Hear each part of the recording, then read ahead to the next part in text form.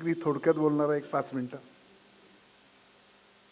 मंडळाच्या विनंतीला मान देऊन डॉक्टर देगलूरकर आणि जयसिंगरावांनी पुरस्कार स्वीकारला, त्याबद्दल मनपूर्वक धन्यवाद.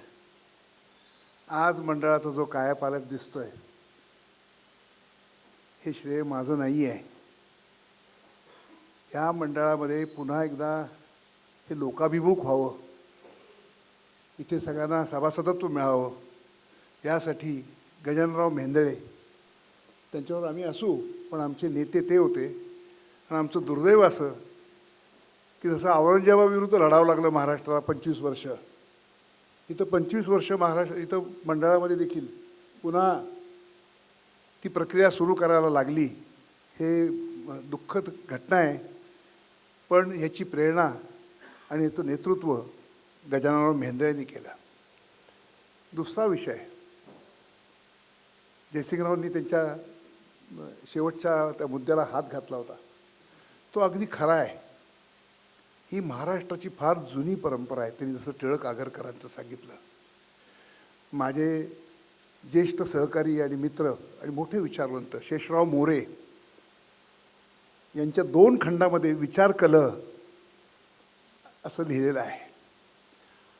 हा विचार कल जर भारतात घडला नसता तर भारतामध्ये प्रबोधन युग आलंच नसतं. इतकं त्याचं महत्त्व आहे. तुम्ही परातीमध्ये रवीने घुसळलं तर काही हाताला लागत नाही. समुद्राचं मंथन केलं तर विषय बाहेर येईल आणि अमृतही येईल, पण ते घडावं लागतं. म्हणून हा हजारो वर्षाचा प्राचीन समाज जो आहे, मगाशी बाळासाहेबांनी मॅकॉलेचा उल्लेख केला, त्या मॅकॉलेचा मी फार आभार मानतो. एक इष्टापत्ती ती, म्हणजे त्याचा उद्देश नव्हता तो, अनइंटेंडेड कॉन्सिक्वेन्सेस म्हणतात त्याला, पण त्याने या प्राचीन समाजाला एक बत्ती लावली आणि तो जागा झाला. हे भारतातलं जे प्रबोधन युग आहे बंगालपासून सुरू झालं, आदल्या 18व्या शतकापासूनच. मग मुंबई प्रेसिडेन्सी असेल, मद्रास असेल किंवा पंजाबमध्ये, तर हे जे काही ढवळून निघाला समाज, मग धर्मचिकित्सा असेल, सामाजिक विषयावरती असेल, सगळ्या बाबतीमध्ये हे सगळ्या एकटं पुण्याचं जरी घेतलं आपण आणि या 100, 150, 200 वर्षाच्या संस्था बघितल्या तर अख्ख्या भारतात काय घडलं ते तुम्हाला इथे दिसेल. ते या विचार कलामुळं घडलं.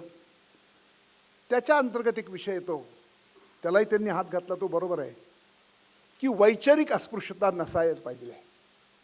हे गजाननराव मेहेंदळेंनी आम्हाला कायम सांगितलं. ते म्हणायचे की मतभेद कशाच्या बाबतीत होऊ शकतो, तर ऐतिहासिक जे काही तथ्य आहेत त्याच्याबद्दलचे जे निष्कर्ष अशा बघतात, पण व्यक्तीच्या नाही.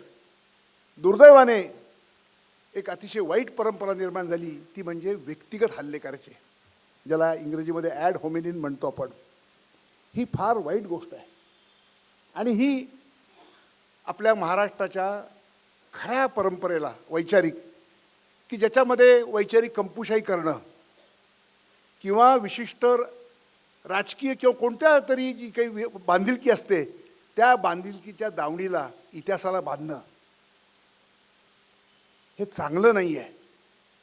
ह्याच्या पायी काय झालं बघा. फार मोठी खंत माझ्या मनात की हा महाराजांपासूनचा, स्वराज्यापासून, साम्राज्यापासूनचा जो काही मोठा इतिहास आहे, 18वं शतक हे मराठ्यांचं आहे. पण दुर्दैवाने मतभेद राखून देखील जर महाराष्ट्राचे इतिहासकार जर नाही उभे राहिले तर आज भारतामधले जी काही इतिहासाच्या क्षेत्रातली माणसं बसलेली आहेत ते मराठ्यांच्या इतिहासाला भारताच्या इतिहासाची तळटीप समजतात. हे जर बदलायचं असेल तर त्याच्यासाठी आपल्याला एकवटावंच लागेल.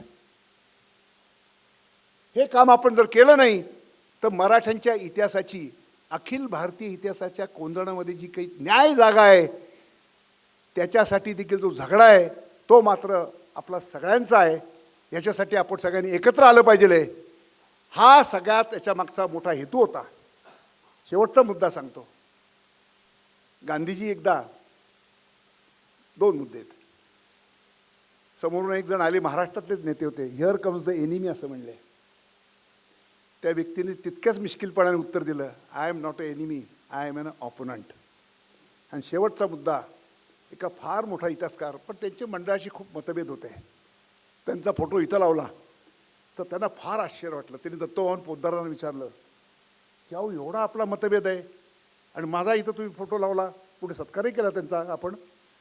ते म्हणले अहो पैलवानाचा फोटो तालमीतच पाहिजे. धन्यवाद.